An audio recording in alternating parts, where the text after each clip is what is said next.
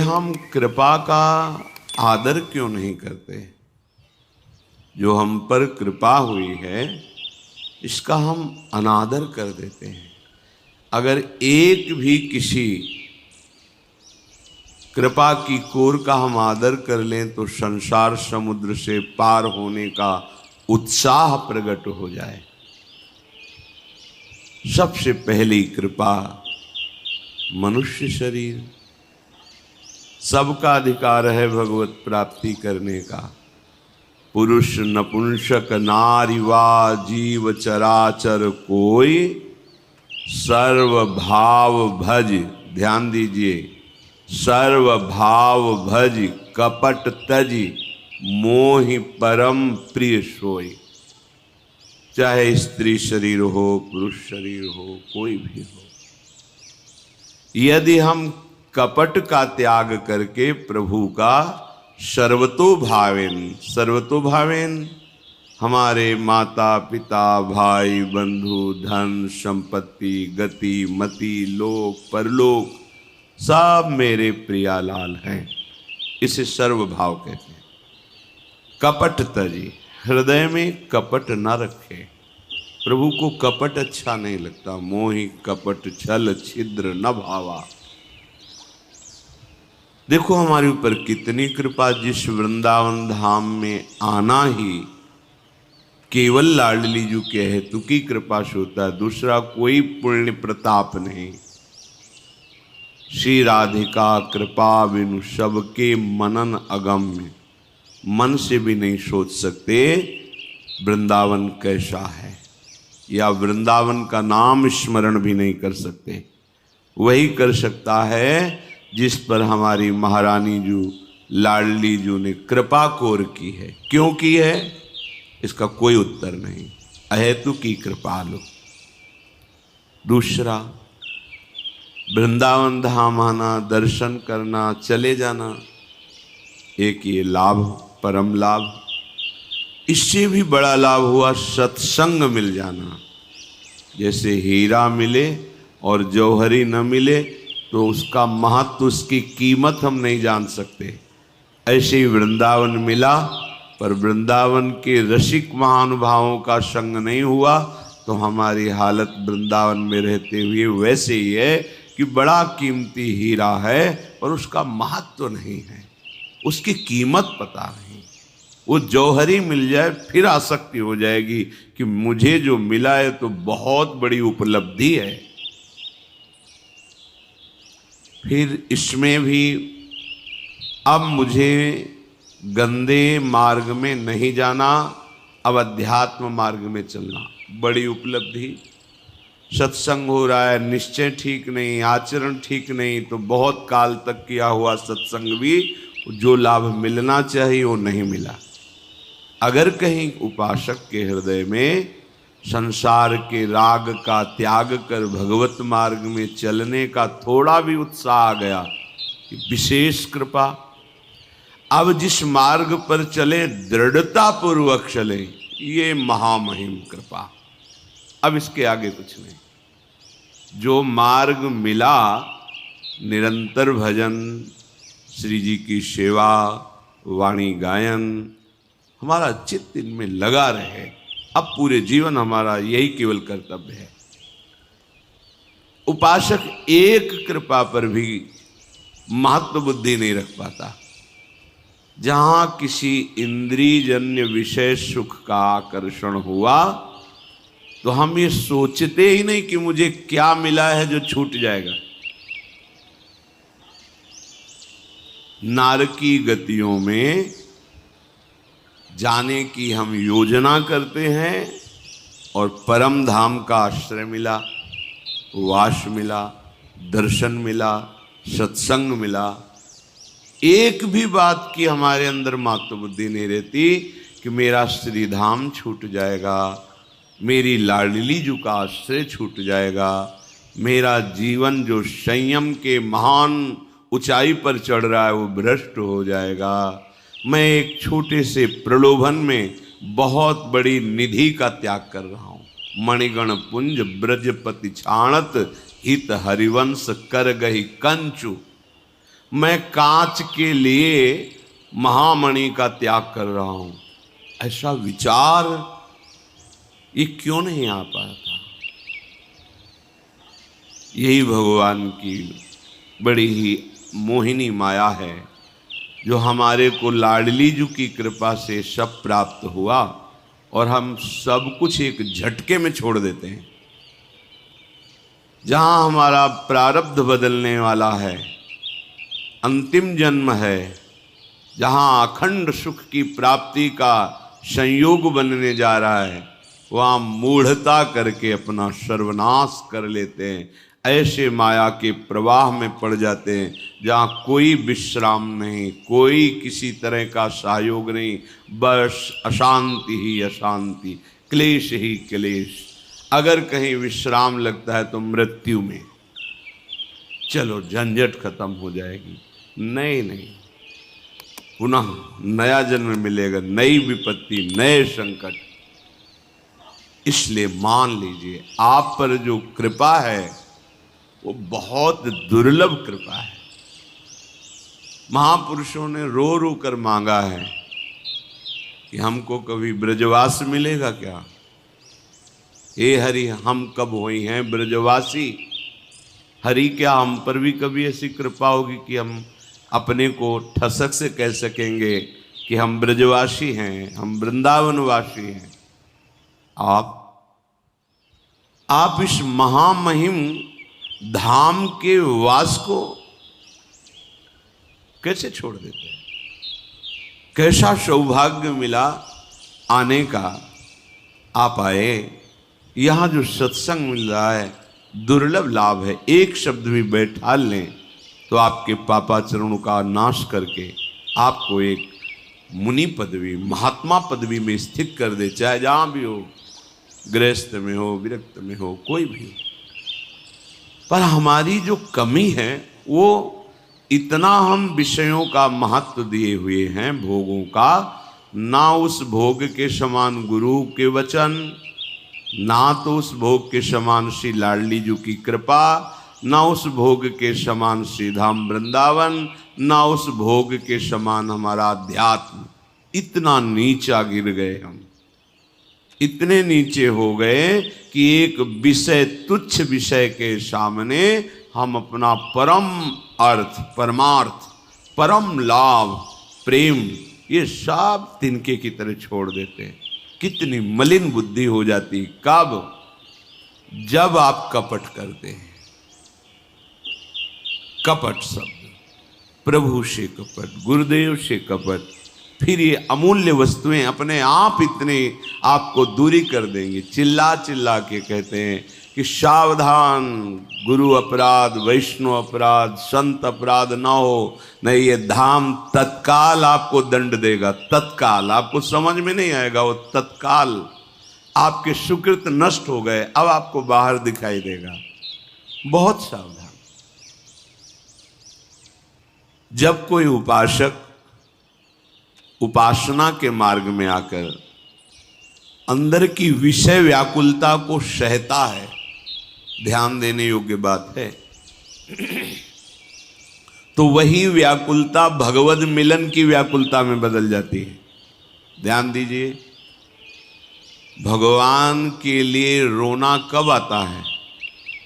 जब आप सच्चाई से इस मार्ग में चलेंगे और आपका हृदय जलेगा, क्योंकि विषय आकर्षण कर रहे हैं, विषय भोगना नहीं है, प्रभु का आनंद मिला नहीं है, पर हम दृढ़ता पूर्वक पकड़े हुए हैं श्रीधाम का आश्रयवास, अपने गुरुदेव के वचनों पर चलना, प्राण निकल जाए पर प्यारी जू का भरोसा न तोड़ना।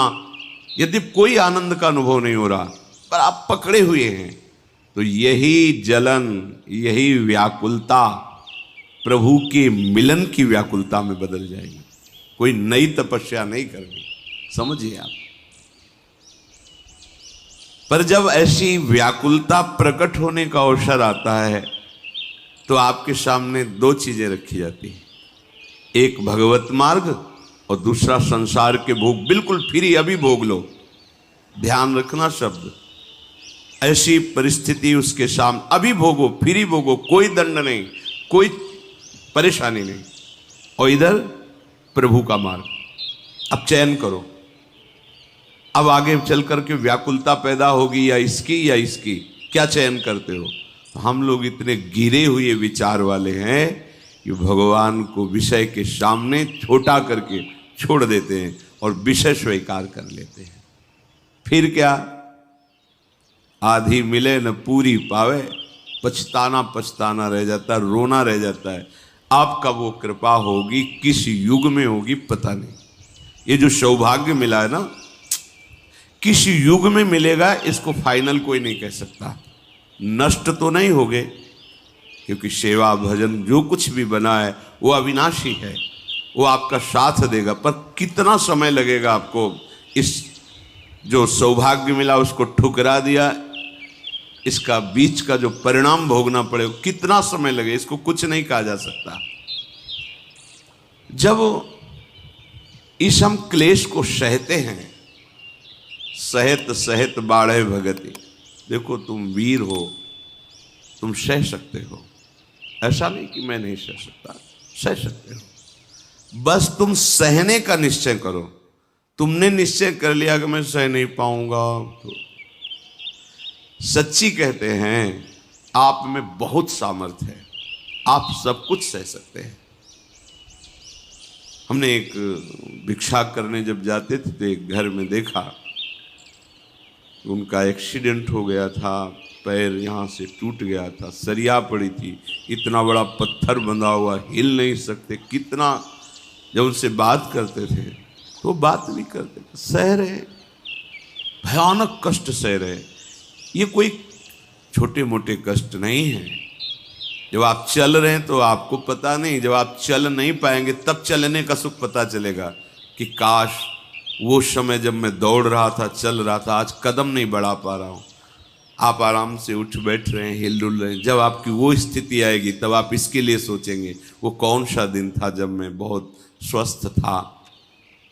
आप सब कुछ सह सकते हैं। ये कामादि विकार आपके दृढ़ निश्चय ना होने के कारण आपको सताते हैं। दृढ़ निश्चय, सह जाएंगे। सह गए तो अगला कदम भगवत प्राप्ति की व्याकुलता। और जहां व्याकुलता आई तो मेरे प्रभु उस व्याकुल उपासक से छिप नहीं सकते। अब वो किसी एक मूर्ति में ही नहीं है, किसी एक स्थान में ही नहीं है, वो विश्वेश्वर हैं।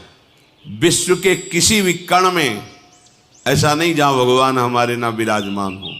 कोई भी ऐसी वस्तु स्थान नहीं जहां प्रभु ना हो। जंगम जड़ चैतन्य, सजीव निर्जीव, सब रूपों धारण किए हुए हैं। जहां आपकी व्याकुलता बढ़ी और आपने अपने आप को पूजा सामग्री बनाकर समर्पित किया तो हाथ बढ़ाकर आपको गले से लगा लेगा। कौन सी पूजा सामग्री? अपने आप को पूजा। आप दूसरी वस्तुएं दे सकते हैं लेकिन अपने आप को नहीं। और भगवान को कौन सी पूजा सबसे प्रिय है? जो अपने आप को भेंट में दे देता है, अपने आप को। फिर प्रभु ग्रहण करने के लिए अपने आप आ जाते हैं। वो तो कह रहे हैं पत्रम पुष्पम फलम तोयम ये में भक्त्या प्रेक्षति। यदि आप भाव में भरकर एक चुल्लू जल, तुलसी दल, कोई फल, कोई पुष्प, तो अश्नामिका, मैं उसे खा लेता हूँ। सूंघने वाले पुष्प को भी खा लेता हूँ, पत्ते को भी खा लेता हूँ, जल को भी, फल को भी। छिलका खा रहे हैं, बेर खा रहे हैं, अखिल ब्रह्मांडों का मालिक है। ये कोई खाने वाली चीजें? अश्नामी, क्योंकि मेरा भक्त दे रहा है, मैं उसे पा लेता हूं। जब भगवान को आप अपनी आपे को, अहम को पूजा सामग्री बना देंगे तो फिर कण कण में भगवान की प्राप्ति हो जाएगी। कण कण में भगवान का साक्षात्कार हो जाएगा। पूरा जीवन रोना पड़ता है, पूरा जीवन रोते रोते भगवान की अनुभूति हो जाने पर भी रोना होता है। ऐ स्वामी, कभी ऐसा भ्रम जाल मत फैलाना कि आपको भूल जाऊं। मेरी सामर्थ्य नहीं थी, आपने घसीटा है, आप मुझे चलाया है, आप मुझे अपनी सामर्थ्य से अपना साक्षात्कार कराइए, मेरे में सामर्थ्य नहीं। हमें महापुरुषों के जब चरित्र सुनने को मिलते हैं तो उनसे हमें अपने जीवन को बनाने की प्रेरणा मिलती है। ध्रुव जी ने निश्चय किया, मुझे भगवत प्राप्ति करनी, परम पद प्राप्त करना है। गुरुदेव मिलते हैं, देवर्षि नारद जी, उनकी परीक्षा लेते हैं। तुम्हें बहुत भयावह स्थिति, जंगल में मच्छर हैं, सांप हैं, बिच्छू हैं, हिंसक जीव हैं, भालू, चीता, सिंह, ये सब तुम अभी 5 वर्ष के बालक हो, कैसे अनुभव कर पाओगे? प्राण त्याग दूंगा पर अब वापस नहीं जाऊंगा। नहीं, तुम अगर राज्य के कारण तो मैं अभी चलकर राज्याभिषेक कर देता हूं, नहीं, प्राण त्याग दूंगा, मुझे अब भजन ही करना है। और 6 महीने में की हुआ कैसे? सूखे पत्ते खाए, फिर उनको छोड़ दिया, जल पान उसको भी छोड़ दिया, फिर वायु के द्वारा केवल वायु को भी छोड़ दिया, अपनी वायु रोक ली, पूरे विश्व ब्रह्मांड की वायु रुक गई, शब्द नहीं कहा था। हम अपने परब्रह्म परमात्म तत्व को समय में निर्धारित नहीं कर सकते, उसमें मेरा अहम है, वो एक क्षण में मिल सकते हैं। चतुराशी जी का एक पद बनी श्री राधा मोहन की जोड़ी अपने एक ब्रजवासी चरवाहे ने याद कर लिया था, माट की तरफ गहरा था। बनी श्री राधा मोहन जू की जोरी, इंद्रनील मणि श्याम मनोहर, 7 कुंभ तनु गोरी। और गाय हाँक रहा है, पीछे नूपुरों की आवाज आई। 6 महीना नहीं, 1 मिनट पीछे नूपुरों की आवाज आई। देखा गोरे सांवले सरकार गलबैया दिए पीछे पीछे चल रहे हैं। नाम बाणी जहां श्याम श्यामा तहां, नाम बाणी सुनत श्याम श्यामा सुबस, नाम बाणी निकट श्याम श्यामा प्रगट। बाणी जी साक्षात प्रिया प्रीतम का रूप। देखा, ओ कहां एक अज्ञान से युक्त जीव और कहां प्यारोढुम क्षमते न यच्छु सुकादि नाम तो ध्यानगम। देखा, उसे प्रणाम करना भी नहीं आता। प्रिया प्रीतम ने कहा, सुनो, मदन टेर पे हरिवंश चंद्र जो हैं उनसे जाके कह दो आज मुझे कढ़ी चावल ये पाने की इच्छा है, वो बना के लावे। भागा भागा आया, मदन टेर में महाप्रभु से मिला। महाप्रभु ने कहा, अच्छा कैसे मिल गए तुम्हें प्रिया? बोले, प्रभु हमको तो एक भजन याद हो गया है, बनी श्री राधा मोहन जी की जोड़ी, वही बार बार गा रहे थे, तो पीछे देखा कि गोरे और सांवरे सरकार प्रिया प्रीतम। वो कह रहे बहुत भूख लगी। प्रफुल्लित होकर महाप्रभु ओ कृपा कर दी इस जीव पर, बनाया भोग, गए उसको पवाया, प्रसादी जब नवनिवृत्त निकुंज के सहचरी भाव का तत्काल प्रादुर्भाव। जो अत्यंत दुर्लभ पद है वो बिना मांगे दे दिया हमारे प्रिय प्रीतम। ऐसे कृपालु, कभी ऐसे वचन नहीं, कभी उपासक को कभी ऐसे वचन नहीं बोलना चाहिए। इससे गुरुजनों के हृदय में दुख होता है। कैसे दुख होता है? अहम जन्य वचन, मैं कर लूंगा, नहीं। यहां हमने बड़े बड़े भजनानंदियों को देखा है रोते हुए। मेरे से भजन, मेरे सदगुरुदेव भगवान एक दिन कर रसोई सेवा करके निकले, वैसे बैठे थे। माँ जी कोई बात है क्या? उसे महापुरुषों से नहीं टोकना चाहिए, वो कब किस बात में है, पर बहुत अपनापन हो जाने पर निरंतर सेवा में कोई फिर ऐसा नहीं। तो का बात क्या है? एक बात हृदय में अब भी चुभ रही है। जी महाराज जी, आंसू भरा है महाराज जी को। कहा जीवन हो गया, अभी छक के भजन नहीं कर पाए। क्या कभी वो प्रेम प्राप्त होगा, वो भजन प्राप्त होगा जो महाप्रभु ने प्रकाशित किया है? पूरा जीवन हो गया, रात दिन। कभी 1 बजे रात्रि को उठ के देखा है तो महाराज जी चल रहा भजन, गिरिराज जी की दंडोती परिक्रमा कर अचानक बैठ गए। हम बैठे, जब उठे चले तब फिर चले। पूरा जीवन श्रीधर बाबा बड़ा अद्भुत भाव में उनका जीवन, कोई नहीं जानता था। एक छोटा सा कमरा, एक लंगोटी यहाँ से केवल अचला और एक मच्छरदानी, जे भी उनके चरण छू तो जैसे मशीन फिट हो गई हो, ऐसे मंत्र चलने लगता। मतलब प्रत्यक्ष का अनुभव देखा। कमरे में घुसते जैसे मैं भगवान के निज धाम में प्रवेश कर रहा हूँ। वयोवृद्ध, एकदम शरीर शिथिल, भजन, इतना भजन। और जब वो ऐसे स्वस्थ चित्त होके 1 बजे के बाद बैठते और जब जैसे गए प्रणाम किया, कहते आप सब वैष्णव मुझ अपराधी पर कृपा करो, अब तो भजन ही नहीं बनता, अब तो राधा रानी जाने क्या हमारा जीवन होगा। माला चल रहा है, लंगोटी पहले केवल बैठे, रात दिन भजन, और भजन के लिए रोना, जिससे आत्मा स्वयं वर्ण करती हुई प्रकाशित हो जाती है। ये कृपा का मार्ग है। हमें सदैव इस बात का ध्यान रखना चाहिए कि हमें रोना है गुरुदेव से, इष्ट से। कभी तो कृपा हो कि इस जन्म में मैं निरंतर भजन करूं। कुछ बोध हो न हो, साक्षात्कार हो न हो, इसकी योग्यता तो मैं अपने को समझता ही नहीं हूं, पर इतना जरूर हो जाए कि कभी मैं प्रियालाल को भूलूं ना। वचन से भी कभी अहम नहीं होना चाहिए। अगर वचन से भी अहम हो जाए तो धोखा हो जाएगा, फिर भ्रम पैदा हो जाएगा। ये भगवत मार्ग है। अगर अंदर निष्कामता है तो उनकी कृपा है, पर कहो मत। कह दिया तो भूत लग जाएगा, कहना नहीं, चुप शांत। हृदय की बात हृदय में रखो। और ये तो केवल कृपा से संभव है, केवल कृपा से। भगवत साक्षात्कार, मोक्ष मूलम गुरु कृपा, भगवत दर्शन तो आपकी कृपा से। तुम्हारी कृपा, तुम्हारी रघुनंदन, जानहि भगत भगत और चंदन।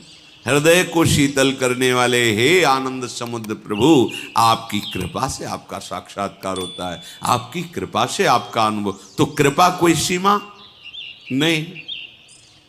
महाप्रभु कह रहे हैं हरिवंश चंद्र जी कि यत्र यत्र मम जन्म कर्म भी नारके परमे पदे थवा।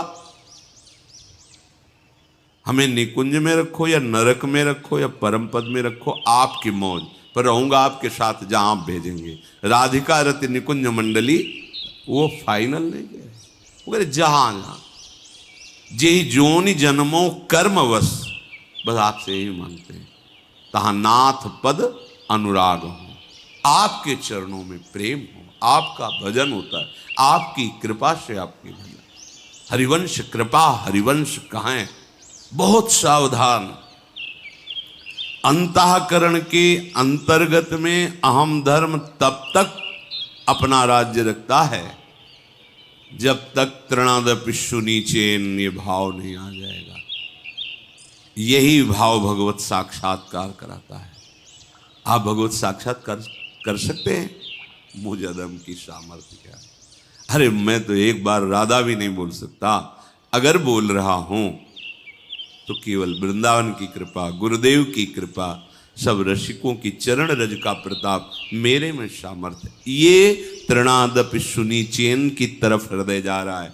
देखो आचार्य हैं, हित सजनी जो हैं, जिनके अधीन प्रिया प्रीतम है, वो कह रहे क्वाहम तुच्छ परम अधमः प्राण्यो गर्ह कर्मा यत्तन्नाम स्फुरति महिमा हरेश वृंदावन से।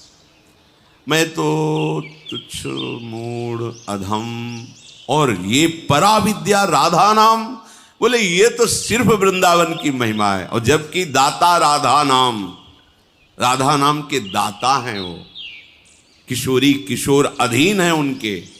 जैसी सखी इच्छा करती वैसे प्रिया प्रीतम खेलते हैं, जैसे प्रिया प्रीतम खेलते हैं वैसे वृंदावन उसी समय, वही शोभा, वही विस्तार।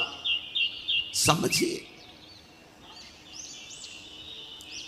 अहम की भाषा, अहम की क्रिया, अहम का चिंतन, ये समर्पण कर दीजिए और दैन्य भाव से पुकारिए तो 1 मिनट में मिल जाएंगे। 1 मिनट में अहम बना रहे तो आज तक कोई ऐसी तपस्या और साधना नहीं हुई कि प्रभु को खरीद लिया जाए। मैंने इतना किया, अब आप। हमारा कहीं बल है, बुद्धि बल, कहीं है कोई बल है, वो सब प्राकृतिक है। प्राकृतिक बल से चिदानंद तत्व को खरीदा नहीं जाता, वो पर्दा नहीं हटता। जब वो कृपा करते हैं और पर्दा हटा देते हैं, तब साक्षात्कार होता है। रोना पड़ता है, बिन रोए किन पाइयां प्रेम प्यारा मीत। और जो रोता है ये बोल नहीं सकता। रुदुस्वरम राजन कृष्ण दर्शन लाल। अब हर उपाय करके देख लिया, अब तो आप अपनी कृपा से मिल जाओ। तो शिशु को जैसे अन्य भोजन से तृप्ति नहीं होगी, वो पा ही नहीं सकता, वो केवल मात्र दुग्ध से उसका पोषण होता। शिशु जो माँ की गोद, ऐसा होता है शरणागत भक्त शिशु की तरह। और प्रभु उसे अपने प्रेमामृत दुग्ध का पान कराते हैं। और वही जब बड़ा हो जाता है तब उसके लिए भोजन की थाल होती। बड़े मत बनो, छोटे बने रहो, तो मां के प्रेमामृत दुग्ध का पान करने का अधिकार बन जाएगा। जैसे माता अपने बच्चों को प्राणों से भी अधिक प्यार करती है, ऐसा उदाहरण देना तो बहुत लघु है। भगवान अपने भक्त को उससे भी अधिक प्यार करते हैं। उसे कहने में तो उदाहरण में यही बढ़िया आता है, करो सदा तिनके रखवारी, जिम बालक राखे महतारी। पर माता के अंदर जितना वात्सल्य, वो वात्सल्य समुद्र प्रभु के एक अंश से है। प्रभु वात्सल्य समुद्र कैसे तुलना हो सकती। पर उदाहरण में ऐसे, जैसे माता अपने बच्चे को प्राणों से भी अधिक प्यार करती है, ऐसे प्रभु अपने भक्त को, भक्त किसको, जहां हमारी तृणादपि सुनी चैन की वृत्ति है, ऐसा तो हम बोल ही नहीं सकते। ये तो बोलना बिल्कुल बिल्कुल अज्ञान का लक्षण है। कभी नहीं, कदापि नहीं। जासु कृपा सब भ्रम मिट जाई, गिरजा सोई कृपालु रघुराई। गुरु प्रसन्न साहब अनुकूला, मिटी सकल कल्पित है। एकदम आश्रित। आप कुछ कर सकते हैं? पता नहीं। जो करवाया जाए, जैसे चलाया जाए। प्रभु के लिए ये व्याकुलता तभी तक नहीं होती जब तक हमारे अंदर कुछ बल, कोई आकर्षण, कोई भी सहयोग है। देखो, हर लीला में हमको उपदेश मिलता है। भागवतिक चेष्टाएं की गोपीजनों ने भगवत प्राप्ति की। जब भगवान रास में अंतर ध्यान हो गए तो गोपीजनों ने पहले लता पता से पूछा, भूमि से पूछा वृंदावन की, कि तुम जो इतनी प्रफुल्लित नजर आ रही हो, मेरे प्राणाराध्य गोविंद के चरण चिन्ह है ना, इसीलिए तुम प्रभु किधर गए हैं प्रभु? ऐ तुलसी, तुम जो इतनी आनंदित दिखा, मेरे गोविंद का स्पर्श प्राप्त हुआ है। ऐ तमाल, ऐ अशोक कदम, तुमने मेरे प्रभु को देखा है क्या? ये फिर वो लीला अनुकरण किए, फिर भी नहीं साक्षात्कार। तब रुदुस्वरम राजन कृष्ण दर्शन। यही आत्मा है, यही परमात्मा है, यही भगवान है, यही हमारे लाडले प्यारे हैं। जो जिस भाव से उपासना करता है वैसा अनुभव, पर सबको आश्रित होना होता है। जिनकी चरण रज का आश्रय लेकर योगी योग में, ज्ञानी ज्ञान में, भक्त भक्ति में चरम अवस्था को प्राप्त होता है, वो हमारे प्रभु हैं। चरण आश्रित मालिक निर्णय करे कब मिलेंगे कब न मिलेंगे, मेरे अधीन थोड़ी है, मेरी सामर्थ्य तो नहीं ना। वो एक सेकंड में मिल जाए, वो एक जन्म में मिल जाए, वो कई जन्म में, उनकी बात है। मेरी बात है कि मैं उन्हें एक सेकंड भी नहीं भूलूंगा, ऐसा अभ्यास करूंगा उनकी कृपा से। ये जो साधारण हृदय वाले जन हैं, ऐश्वर्य, सुख, संपत्ति और यश, इनकी चाह में भगवान को छोड़ देते हैं, छोड़ देते। हमारा संबंध नित्य है प्रभु से, पर जब चाह प्रकट होती भोगों की तो वो संबंध छूट जाता है और ये संबंध सत्य लगता है। और भगवान एक आस्था का विषय है, आस्तिकता का विषय है। हम पर कृपा करें, हमारे संबंधी, हमारे भोग हमको मिलते रहें। वास्तविक संबंधी हमारे प्रभु हैं, पर ऐश्वर्य, सुख, संपत्ति, यश, इसने प्रभु को पराया कर दिया और ये सब अपना लगने लगा। देखो, एक किसान गेहूं की फसल करता है, चना की फसल करता है, सरसों की फसल करता है। फसल तैयार खड़ी है, पर गारंटी से नहीं बोल सकता कि वो ये फसल भोग ही लेगा। खड़ी है, वो कब? जब अपने गोदाम में पहुंच जाए। नहीं तो खड़ी फसल में, अपने लोग तो देखा है ना, सरसों की कई बीघे खड़ी फसल है, बिल्कुल पकी हुई खड़ी है। शाम के रिमझिम वर्षा हुई, सुबह सूर्य की किरणें प्रत्येक कली सरसों की ऐसे फट गई, सब सरसों बिखर गया और वो माथा रख, बिल्कुल पकी फसल चली गई। साधारण प्राकृतिक फल को भी आप निर्णय ठीक नहीं दे सकते हैं, उसके लिए कहना पड़ेगा कि भगवान चाहेंगे तो इस बार फसल अच्छी हुई है, ये घर पहुंच जाएगी। गेहूं बिल्कुल गलेथ पे है, दाना बढ़िया पड़ चुका है, और तूफान के साथ वर्षा हुई और गिर गया, सब दाना हल्का हो गया, उसके अंदर का पावर खत्म हो गया, भूस केवल रह गया। परमार्थ में हम ऐसा कैसे बोल सकते हैं? बहुत सावधान, कहीं किंचन मात्र भी हमारे हृदय में कोई अन्य बल नहीं होना चाहिए। और जब प्रभु का बल है तो बोलने की जरूरत नहीं। वो सर्वांतर्यामी कब क्या करवाएंगे वो जाने, हमको तो तिनके के समान रहना है।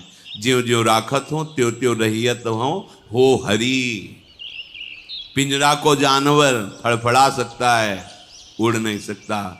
हम वो हैं पिंजरा के जानवर, उनकी कृपा से हम पकड़ लिए गए, नहीं तो हम कहाँ उड़ जाते।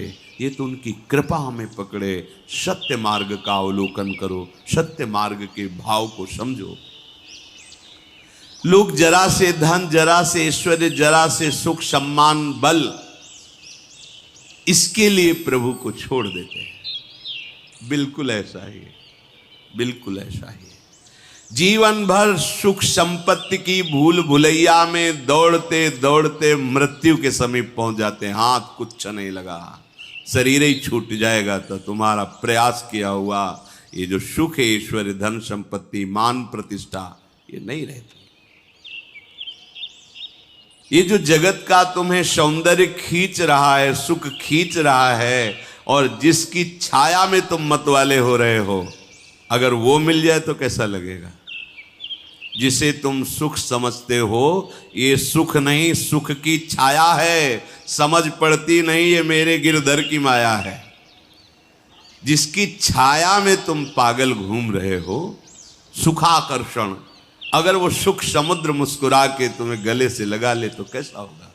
निहाल हो जाओगे, परम विश्राम मिल जाएगा, हृदय शीतल बना रहेगा। इसलिए जो भक्तजन होते हैं, समस्त दुख एक साथ टूट पड़े,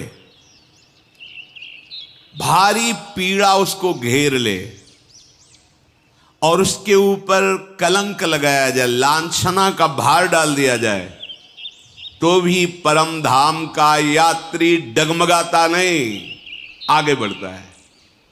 ध्यान रखिएगा, इस मार्ग में समस्त दुख एक साथ घेर ले, समस्त पीड़ाएं आ जाएं, उसके ऊपर कलंक लगाया जाए, लांछना लगाई जाए, वो सारे लांछना दुख भार को लेके डगमगाएगा नहीं, आगे यात्रा। कब? जब हम गलत नहीं होंगे। ये बात समझ लेना, यात्री जो परम धाम का है।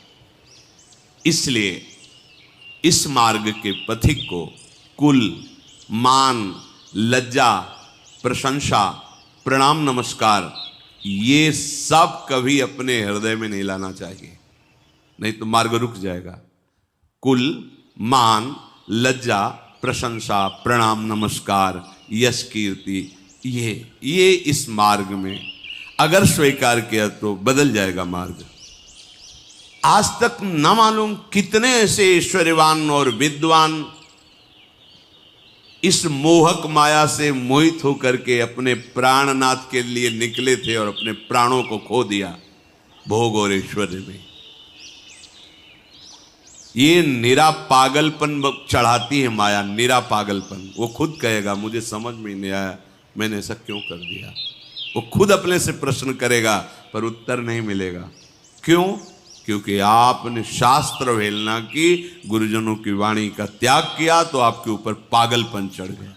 सचमुच सचमुच बिल्कुल कड़ुआ लेकिन इतनी मिठास वाला आकर्षण है संसार का कि बड़े बड़े विद्वान भी मोहित हो जाते हैं। पर सोचो, जिसकी माया की मधुरिमा इतनी मतवाली कर देती है, अगर वो मधुराधिपते रखिलम मधुरम, फिर क्या पागलपन होगा, फिर कैसी उन्मत्तता होगी। ये पृथ्वी में माया में जितना भी तुम्हें सुख दिखाई दे रहा है, 4 दिन की चांदनी है, फिर अंधेरी रात है। जिनका नित्य विनाशी माधुर्य महासुख है, उन प्रभु श्री कृष्ण को केवल आप अपनापन दे दीजिए, केवल आप अपने को समर्पित कर दीजिए। फिर वो क्या करते हैं, आगे का काम उनका है। गोपीजन कह रही, जब प्रभु कह रहे कि तुम सब क्यों आई हो, बोले आपने क्यों बुलाया। मुरली में क्लीम शब्द का उच्चारण करके हमारे को आपने ही तो आकर्षित किया है। फिर आप पूछ रहे हो यहां क्यों आई, तो हम आपसे पूछ रहे हैं आपने क्यों बुलाया। चलो तुम बंसी ध्वनि सुन के आ गए, इसका प्रभाव ही ऐसा है। और मेरे दर्शन के लिए तो खग मृग पशु पंछी भी लालायित रहते हैं, फिर तुम तो बुद्धि धारण करने वाली उत्तम विचार वाली मेरी भक्त हो। चलो दर्शन कर लिया, हो गया ना वृंदावन का, अब सब वापस जाओ। हाँ वापस जाए। चित्तम सुखेन भवताप हृतम गृहेषु यन निर्विशत्युत करावपि गृह कृत्ते पादौ पदम न चलत स्तव पाद मूले यामः कथम ब्रजमथो करवाम किंवा। पहले तो हमारे चित्त का अपहरण कर लिया। अरे सुखपूर्वक अपने घर के काम में लगे थे, आपने कथा सुनाई, वार्ता सुनाई, आपने हमारे हृदय में राग का नाश किया, अपने मार्ग में लाए, हमारे चित्त का अपहरण कर लिया। अब कह रहे लौट जाओ। समझ रहे ना गोपीजन क्या यहां अपने लोगों को संदेश दे रही। तुम्हारा काम है श्री कृष्ण के प्रति समर्पण का भाव रखना, और वो भवताप हृतम, संसार के ताप का नाश करने वाले प्रभु, चित्तम सुखेन, जो सुखपूर्वक चित्त संसार में लगा था, वो महासुख श्री कृष्ण हरण कर लिए, चित्त हरण कर लिए। मेरे हाथों की यही दशा है, हाथ लगे थे संसार के कार्यों में। अब आपने जब चित्त ही अपहरण कर लिया तो फिर अभी हाथ क्या कर पाएंगे। मेरे पैर एक कदम भी अब तुमसे बिलग नहीं चल सकते। जाऊं तो कहां जाऊं, आप कहते हो वापस लौट जाओ। चित्त अपहरण कर लिया, अर्थात पूरा हृदय अपहरण कर लिया। मेरे एक एक कर्मेंद्री ज्ञानेंद्री आपके अधीन हो गई। अब आप कहते हो वापस लौट जाओ। यहां भाव दिखा रहे, उपासक की एक एक वृत्ति, एक एक चेष्टा भगवान अपहरण कर लेते हैं। आपको केवल समर्पण करना, समर्पण का भाव रखना, समर्पण प्रभु कर लेंगे।